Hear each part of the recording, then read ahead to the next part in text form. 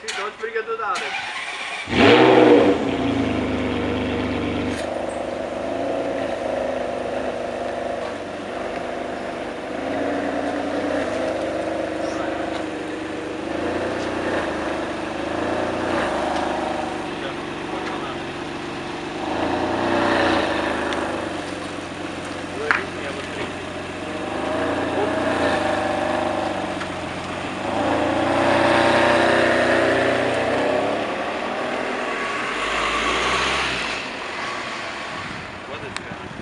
Problema, let's go.